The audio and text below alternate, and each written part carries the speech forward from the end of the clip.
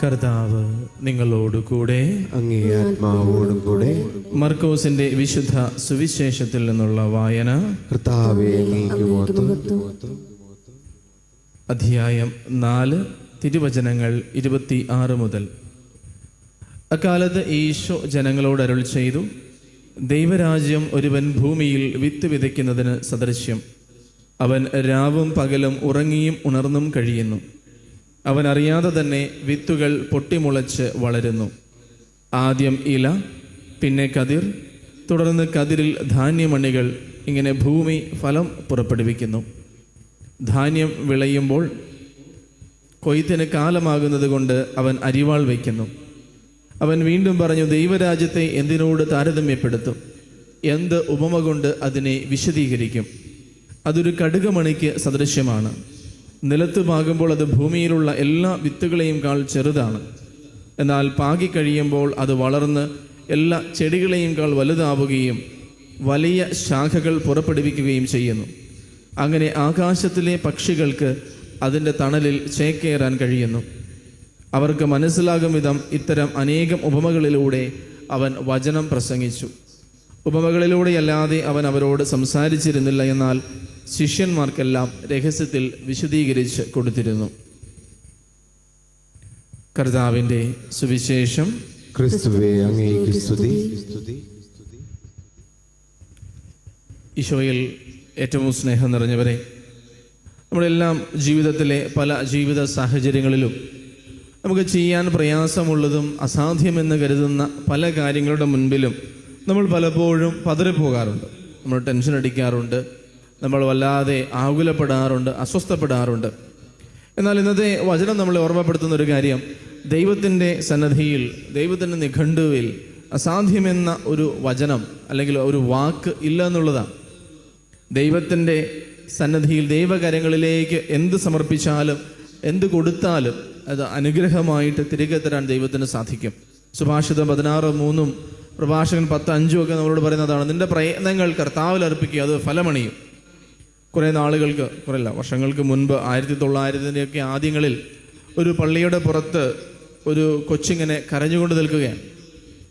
ഈ ഒരു കൊച്ച് കരഞ്ഞുകൊണ്ട് നിൽക്കുന്നത് കണ്ട് ആ പള്ളിയിലെ പാസ്റ്റർ വന്നിട്ട് കൊച്ചിനോട് ചോദിക്കുന്നുണ്ട്. ഡോക്ടർ കോൺവെൽ എന്നാണ് അദ്ദേഹത്തിൻ്റെ പേര്. അദ്ദേഹം ചോദിക്കുകയാണ്, നീ എന്തിനെങ്ങനെ കരഞ്ഞുകൊണ്ട് ഈ പള്ളിയുടെ പുറത്ത് നിൽക്കുന്നത്? അപ്പോൾ കൊച്ചു പറഞ്ഞു, പള്ളിയിൽ ഇരിക്കാൻ സ്ഥലമില്ലാത്തത് കൊണ്ട് എന്നെ ഇറക്കി വിട്ടു, എനിക്ക് പള്ളിയിലിരിക്കാൻ സ്ഥലമില്ല.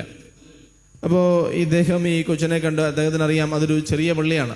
ഇത് സംഭവം നടക്കുന്നത് അമേരിക്കയിലെ ഫിലാഡൽഫിയയിലാണ്. അപ്പോൾ ഈ ഒരു പള്ളിയിൽ സ്ഥലമില്ല, പള്ളി തിങ്ങി നിറഞ്ഞ ആളുകളുണ്ട്. അപ്പോൾ അവരിങ്ങനെ കൊച്ചിനോട് പറഞ്ഞു, സാരമില്ല, നമുക്ക് ഇനി പള്ളി വലുതാകുമ്പോൾ നമുക്ക് എല്ലാവർക്കും ഇരിക്കാൻ തക്കവണ്ണം വലിയ പള്ളി നമുക്ക് ലഭിക്കും. അപ്പോൾ കൊച്ചിനെ ഇങ്ങനെ ആശ്വസിപ്പിച്ചു. അദ്ദേഹം കൊച്ചിനെയായിട്ട് പള്ളിക്കകത്തോട്ട് എന്നിട്ട് പറഞ്ഞു, ഈ കൊച്ചിനെ പള്ളിയുടെ പുറത്ത് നിർത്താൻ പാടില്ല, കൊച്ചിനെ പള്ളിക്കകത്ത് ഇരുത്തണം, കൊച്ചിനെ കാറ്റക്കിസത്തിന് സ്ഥലം കൊടുക്കണമെന്നൊക്കെ അദ്ദേഹം പള്ളിയുടെ അകത്ത് ചെന്ന് പറഞ്ഞു. ഈ കൊച്ചു പിന്നീട് കൊച്ചിൻ്റെ മനസ്സിൽ ഈ ഒരു ചിന്ത മാത്രമേ ഉള്ളൂ, ഞാനിങ്ങനെ നിന്നതുപോലെ എത്രയേറെ ആളുകൾക്ക് പള്ളിയിൽ നിൽക്കാൻ ഇടമില്ലാതെ അവർ പുറത്ത് നിൽക്കുന്നുണ്ടാവും.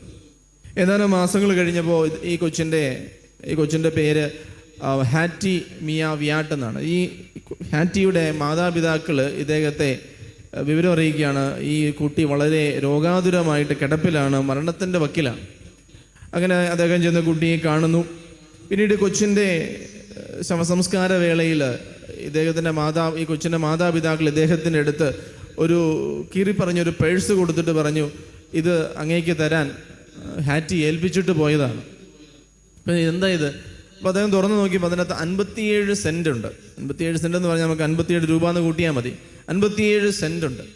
പറഞ്ഞു, ഈ പള്ളി പുതുക്കി പണിയണമെന്നുള്ളത്, ഈ പള്ളി വലുതാക്കണമെന്നുള്ളത് ഹാറ്റിയുടെ വലിയൊരു ആഗ്രഹമായിരുന്നു. ആരും ഇനി സ്ഥലം കിട്ടാത്തതിൻ്റെ പേരിൽ പുറത്തു നിൽക്കാൻ പാടില്ല. അതുകൊണ്ട് അതിൻ്റെ അത് കുറിപ്പെഴുതി വെച്ചിട്ടാണ് ഹാറ്റി കൊടുക്കുന്നത്, ഇത് ഈ പള്ളി വലുതാക്കാനുള്ള എൻ്റെ സംഭാവനയാണ്. 57 രൂപ അല്ലെങ്കിൽ 57 സെൻറ്റ്. അദ്ദേഹത്തിൻ്റെ കണ്ണുകൾ നിറഞ്ഞ് അദ്ദേഹം അന്ന് പള്ളിയിൽ ചെന്ന് എല്ലാവരോടുമായിട്ട് ഈ 57 രൂപയുടെ കാര്യങ്ങൾ പറയുക. അപ്പം അത്രയും നാളും അവർ ചിന്തിച്ചിട്ട് പോലുമില്ലാത്ത ഒരു കാര്യത്തിന് അന്ന് തുടക്കം കുറിച്ചു. എല്ലാവരും ഇത് കേട്ടിട്ട് അവരവരുടേതായ സംഭാവനകൾ നൽകാൻ തുടങ്ങി. പിന്നീട് ഇത് പത്രത്തിലൊക്കെ അച്ചടിച്ച്, ഇതിൻ്റെ ആർട്ടിക്കിളൊക്കെ പത്രത്തിൽ അച്ചടിച്ച് വന്നു. അത് വായിച്ചിട്ട് ഒരു വലിയ പണക്കാരനായൊരു വ്യക്തി പറയുകയാണ്, ഞാൻ കുറേ സ്ഥലം ഈ പള്ളി പണിയാനായിട്ട് തന്നേക്കാം. അദ്ദേഹം പറയുന്നുണ്ട്, അത് വാങ്ങിക്കാനുള്ള കാശൊന്നും എൻ്റെ കയ്യിലില്ല. അദ്ദേഹം പറയുകയാണ്, എനിക്ക് ഒത്തിരി കാശൊന്നും വേണ്ട, എനിക്ക് ആ ഹാറ്റ് തന്ന 57 രൂപ തന്നാൽ മതി. 57 സെൻറ്റ് കൊടുത്ത് ഇവർ ഏക്കർ കണക്കിന് വലിയൊരു പ്രദേശം സ്വന്തമാക്കി അവിടെ അവസാനം ഒരു 2 വർഷം കഴിഞ്ഞപ്പോഴത്തേക്കും 20 കോടിയിലധികം ആ ഒരു പള്ളി പണിക്ക് വേണ്ടി അവരെ സമാഹരിക്കുകയാണ്. ഇന്ന് വളരെ വലിയ 57 സെൻറ്റിൻ്റെ ടെമ്പിൾ എന്ന് പറയുന്ന ഒരു വലിയൊരു പള്ളിയുണ്ട്. ആ ഒരു സ്ഥലത്ത് വലിയൊരു കോളേജുണ്ട്, വലിയൊരു ആശുപത്രിയുണ്ട്. ഇപ്പോഴും ഈ കുട്ടിയുടെ ഒരു പ്രതിമയും ഈ 57 രൂപയുടെ കഥയും അവിടെ എഴുതി വെച്ചിട്ടുണ്ട്. ഇതുപോലെ ഒത്തിരി കഥകൾ പ്രിയമുള്ളവരെ നമ്മുടെ ജീവിതത്തിൽ, നമ്മുടെ ചുറ്റുപാടുകളിലും ഒക്കെ നമുക്ക് കാണാം. 5 രൂപയുമായിട്ട് കൊൽക്കത്തയുടെ തെരുവേദികളിലേക്ക് ഇറങ്ങിയ മദർ തെരേസ ഒരു പക്ഷേ നമുക്കറിയാം. അതുപോലെ തന്നെ യാതൊരു തരത്തിലും തൻ്റെ കയ്യിൽ ഒരു ഡിഗ്രി, ഒരു സർട്ടിഫിക്കറ്റോ ഇല്ലാതെ കർത്താവിൻ്റെ സുവിശേഷം പ്രസംഗിച്ചുകൊണ്ട് ഇറങ്ങി തിരിച്ചവരാണ് ശിഷ്യന്മാരെല്ലാവരും. പത്രോസും പൗലോസും എല്ലാവരും ദൈവസന്നിധിയിൽ തങ്ങൾക്കുള്ളതെല്ലാം പൂർണ്ണമായിട്ട് നൽകിക്കൊണ്ട് ഇറങ്ങി തിരിച്ചതാണ്. കയ്യിൽ വെറും 200 രൂപയുമായിട്ട് ഏതാനും സിസ്റ്റേഴ്സിൻ്റെ അകമ്പടിയോടുകൂടി ഇറങ്ങിത്തിരിച്ച ഒരുപക്ഷെ മദർ ആഞ്ചലിക്കയെ കുറിച്ച് നിങ്ങൾ കേട്ടിട്ടുണ്ടോ എന്നറിയത്തില്ല. ഇന്ന് ലോകം മുഴുവനും അറിയപ്പെടുന്ന eternal world television network, EWTN എന്നറിയപ്പെടുന്ന ടെലിവിഷൻ നെറ്റ്വർക്ക് ആദ്യമായിട്ടൊരു സന്യാസിനി സ്ഥാപിച്ചൊരു ബ്രോഡ്കാസ്റ്റിംഗ് സർവീസാണ്. പ്രിയമുള്ളവരെ, ഒരിക്കലും ദൈവസന്നിധിയിൽ എല്ലാം റെഡി ആയതിനു ശേഷവും എല്ലാം ഓക്കെ ആയതിനു ശേഷവും എല്ലാം സാധിക്കുമെന്ന് നമ്മൾ കരുതരുത്. പിന്നെയോ ദൈവസന്നിധിയിലേക്ക് എന്തു കൊടുത്താലും അതിനെ അനുഗ്രഹമാക്കി മാറ്റാൻ ദൈവത്തിന് സാധിക്കും. ആ ഒരു കുഞ്ഞു പയ്യൻ തൻ്റെ കയ്യിലുള്ള 5 അപ്പവും 2 മീനും കർത്താവിൻ്റെ കാര്യങ്ങളിൽ ഏൽപ്പിച്ചപ്പോഴാണ് അവിടെ ഇരിക്കുന്നവർക്കെല്ലാം തിന്ന് മതിയാകുവോളം, മിച്ചം വരുവോളം ആ അപ്പവും മീനും ദൈവം അവിടെ വർദ്ധിപ്പിച്ചത്, അനുഗ്രഹമാക്കി മാറ്റിയത്.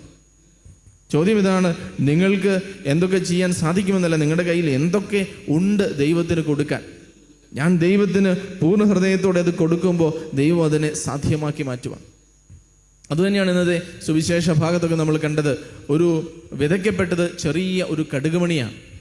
ആ കടുകുമണി വിതയ്ക്കപ്പെടുമ്പോൾ അതൊന്നുമല്ലായിരുന്നു. പക്ഷെ അത് വളർന്ന് വലുതായപ്പോൾ എല്ലാ പക്ഷികൾക്കും, പ്രത്യേകമായിട്ട് വചനം എടുത്തു പറയണം, എല്ലാ പക്ഷികൾക്കും ചേക്കേറാൻ തക്കണം അത് വലുതായിട്ട് തീർന്നു.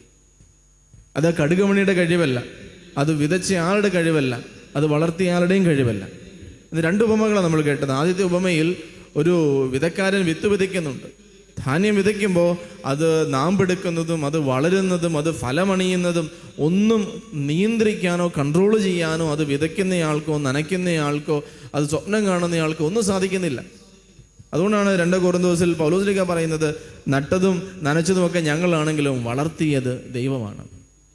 ഈശോ മിശിഹായിൽ ഏറ്റവും സ്നേഹമുള്ളവരെ, നമ്മുടെയൊക്കെ ജീവിതത്തിലും നമ്മൾ പല പ്രതിസന്ധികളിലൂടെ കടന്നു പോകുമ്പോഴും പല ജീവിത മേഖലകളിലൂടെ കടന്നു പോകുമ്പോഴും അസീസിയിലെ വിശുദ്ധ ഫ്രാൻസിസ് പറഞ്ഞതുപോലെ, ആദ്യം നിങ്ങൾക്ക് അത്യാവശ്യമായിട്ടുള്ള കാര്യങ്ങൾ നിങ്ങൾ ചെയ്യുക, പിന്നെ നിങ്ങൾക്ക് സാധിക്കുന്നത് നിങ്ങൾ ചെയ്യുക. അങ്ങനെ തുടർച്ചയായിട്ട് സാധിക്കുന്ന കാര്യങ്ങൾ ചെയ്തു വരുമ്പോൾ അസാധ്യമായ കാര്യങ്ങൾ ചെയ്യാൻ നിങ്ങൾക്ക് സാധിക്കും.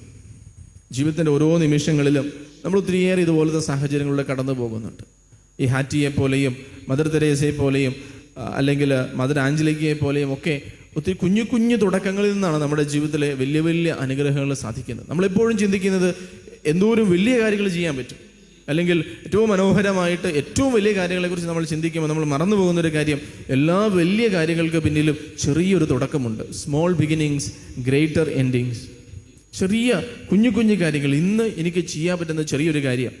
ശാലോൺ ടെലിവിഷൻ തുടങ്ങിയത് എങ്ങനെയാണെന്ന് ഒരു പക്ഷേ നമുക്കറിയാം, അല്ലെങ്കിൽ ഷെക്കീന ടെലിവിഷൻ തുടങ്ങിയത് എന്തിനു വേണ്ട, ഈ കാരിസ്മം തുടങ്ങിയത് പോലും ഇത്ര ഓരോരോ കുഞ്ഞു പടിപടി വെച്ച ഒന്നുമില്ലാതിരുന്നു. ഇവിടെ വർഷങ്ങളായിട്ട് വന്നുകൊണ്ടിരിക്കുന്നവർക്കറിയാം, ആദ്യമേ ചെറിയൊരു മുറിയും ഒരു വലിയൊരു റബ്ബർ തോട്ടവും മാത്രം ഇവിടെ ഉണ്ടായിരുന്നു. അവിടെ നിന്ന് ദൈവത്തിൻ്റെ കാര്യങ്ങളിൽ കൊടുത്ത ഒരു സംരംഭം ദൈവം വളർത്തിയെടുത്തതാണ്. അതുപോലെ തന്നെയാണ് നമ്മുടെ ജീവിതത്തിൽ ഓരോ കാര്യങ്ങളും ഏറ്റവും വലുതായിട്ട്, ഏറ്റവും വലിയൊരു സംഭവ ബഹുലമായിട്ട് എനിക്ക് എന്ത് ചെയ്യാം, എന്ത് മാറ്റാം എന്നല്ല, എനിക്ക് ഇപ്പോൾ എന്ത് ചെയ്യാൻ പറ്റും, എനിക്കിപ്പോൾ ദൈവത്തിൻ്റെ കരങ്ങളിൽ എന്ത് കൊടുക്കാൻ പറ്റും, ഞാനത് ചെയ്യുക, ദൈവം അതിനെ വളർത്തിക്കൊള്ളും. എസെക്കിയേലിൻ്റെ പുസ്തകത്തിൽ നമ്മൾ കാണുന്നതാ, എല്ലാവരും ബാബിലോൺ പ്രവാസ കാലത്ത് ജീവിതം മൊത്തം നഷ്ടപ്പെട്ടു, ഇനി പ്രത്യാശയ്ക്ക് വകയില്ല, ഇനി കയ്യിലൊന്നും മിച്ചമില്ല, ജീവിതം മുഴുവൻ കൈവിട്ടുപോയി എന്ന് ചിന്തിച്ചെടുത്ത് എസെക്കിയേൽ കണ്ടത് ദൈവം പുനരുദ്ധരിക്കുന്ന, ദൈവം വീണ്ടും വളർത്തിയെടുക്കുന്ന ഒരു ജനതയുടെ ഭാവിയാണ്. ഇതാണ് ദൈവത്തിലുള്ള ആശ്രയത്തെ നമ്മളെ കാണാൻ പഠിപ്പിക്കുന്നത്. ലോകം കാണുന്നത് പോലെയല്ല വിശ്വസിക്കുന്ന ഒരു വ്യക്തി തങ്ങളുടെ ജീവിതത്തെ കാണുന്നത്. ലോകം കാണുന്നത് പോലെയോ ലോകം ഭാവന ചെയ്യുന്നത് പോലെയോ അല്ല ഓരോ ജീവിത സാഹചര്യത്തെയും വിശ്വാസത്തിൽ നടക്കുന്ന ഒരു വ്യക്തി കാണുന്നത്. അതുകൊണ്ട് പൗലോസ്ലീഹ പറഞ്ഞു, ഞങ്ങൾ നയിക്കപ്പെടുന്നത് കാഴ്ചയാലല്ല വിശ്വാസത്താലാണ്. ഞങ്ങൾക്ക് നല്ല ധൈര്യമുണ്ട്. ഇവിടെ ഇരിക്കുന്ന നമുക്ക് എത്ര പേർക്ക് നമ്മുടെ ജീവിതത്തെ നോക്കി പറയാൻ പറ്റും, എനിക്ക് നല്ല ധൈര്യമുണ്ട്, ഞാൻ നയിക്കപ്പെടുന്നത് വിശ്വാസത്താലാണ്, കാഴ്ചയാലല്ല എന്ന് എത്ര പേർക്ക് നമുക്ക് പറയാൻ പറ്റും? അപ്പോൾ എന്താണ് ധൈര്യം എന്നുള്ളത് നമ്മൾ അറിഞ്ഞിരിക്കണം. എടുത്തുചാട്ടമല്ല ധൈര്യം, ഡയലോഗ് അടിക്കുന്നതല്ല ധൈര്യം. എന്ത് വേണേലും ഞാനങ്ങ് സെറ്റാക്കാം എന്ന് പറഞ്ഞുകൊണ്ട് ഇങ്ങനെ ബഹളം കൂട്ടി ഒച്ചപ്പാടുണ്ടാക്കി എടുത്തുചാട്ടമല്ല ധൈര്യം. പിന്നെയോ ലോകം അവിടെ തകർച്ച കാണുമ്പോഴും തളർച്ച കാണുമ്പോഴും ഒരു പ്രതീക്ഷയും ഇല്ലാത്തിടത്തും ദൈവത്തിൽ ആശ്രയിച്ച് മുന്നോട്ട് പോകാനുള്ള തീരുമാനമാണ് ധൈര്യം. ഒരു പ്രശ്നവും ഇല്ലാത്തിടത്ത് നെഞ്ചു വിരിച്ച് നിൽക്കുന്നതല്ല ധൈര്യം. പ്രശ്നങ്ങളുടെ നടുവിലും മുന്നോട്ട് പോകാൻ, ഓരോരോ ചുവട് വെച്ച് മുന്നോട്ട് പോകാൻ എടുക്കുന്ന തീരുമാനമാണ് ധൈര്യം. വിശ്വാസത്തിനെതിരെ ഒരു പ്രശ്നമില്ലാത്തപ്പോൾ ധൈര്യപൂർവ്വം വിശ്വസിക്കാൻ എന്നെ കൊണ്ട് സാധിക്കും. പ്രതിസന്ധികളില്ലാത്തപ്പോൾ, സാമ്പത്തികമായ പ്രശ്നങ്ങളില്ലാത്തപ്പോൾ, കുടുംബ ബന്ധങ്ങളിലെ പ്രശ്നങ്ങളില്ലാത്തപ്പോൾ, ജീവിതത്തിൽ യാതൊരു പ്രശ്നമില്ലാത്തപ്പോൾ ധൈര്യമുണ്ടെന്ന് പറഞ്ഞ് മുന്നോട്ട് പോകാൻ എല്ലാവർക്കും സാധിക്കും. പക്ഷേ പ്രശ്നങ്ങൾ വരുമ്പോൾ, പ്രതിസന്ധികൾ വരുമ്പോൾ, കഷ്ടപ്പാടുകൾ വരുമ്പോൾ ദൈവത്തിൽ ആശ്രയിക്കാൻ നമ്മൾ ലോകത്തിലേക്ക് നോക്കുമ്പോൾ എന്താ കാണുന്നത്? ദൈവത്തെ വിശ്വസിക്കാത്തവർ ഹാപ്പിയായിട്ട് ജീവിക്കുന്നു, അല്ലെ ദൈവികമായ നിയമങ്ങൾ പാലിക്കാത്തവരുടെ ജീവിതം മനോഹരമായിട്ട് പോകുന്നു. എനിക്കും വേണമെങ്കിൽ ചീറ്റ് ചെയ്തുകൊണ്ട് ജീവിക്കാം, എനിക്കും വേണമെങ്കിൽ മറ്റുള്ളവരെ പറ്റിച്ചുകൊണ്ട് കാര്യങ്ങൾ നേടിയെടുക്കാം, എനിക്കും വേണമെന്നുണ്ടെങ്കിൽ ജീവിതത്തിലെ പല മേഖലകളിലും ഇത്തരം കാര്യങ്ങളൊക്കെ ചെയ്തുകൊണ്ട് മുന്നോട്ട് പോകാം. പക്ഷേ പൗലോസ്ലീഹ പറയാണ്, വിശ്വസിക്കുന്ന ഒരു വ്യക്തി ഇതിനപ്പുറമുള്ള ദൈവിക നിയമത്തെ കാണും. ഞങ്ങൾ എല്ലാ തരത്തിലും പീഡിപ്പിക്കപ്പെടുന്നു, എന്നാൽ തകർക്കപ്പെടുന്നില്ല. എല്ലാ തരത്തിലും അടിച്ചമർത്തപ്പെടുന്നു, എന്നാൽ ഭഗ്നാശരാകുന്നില്ല. ഞങ്ങൾ ഇനിയും ധൈര്യത്തോടെ മുന്നോട്ട് പോകും. കാരണം ഞങ്ങൾ നോക്കുന്നത് ലോകത്തിലേക്കല്ല.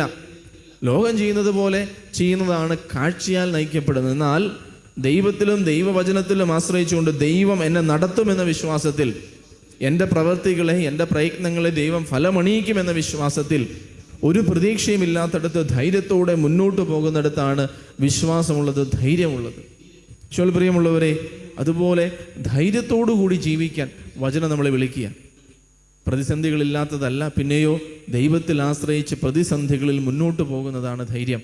ഈ ഒരു രണ്ട് കാര്യങ്ങൾ പ്രിയമുള്ളവരുടെ നമ്മുടെ മുൻപിൽ ഉണ്ടായിരിക്കട്ടെ.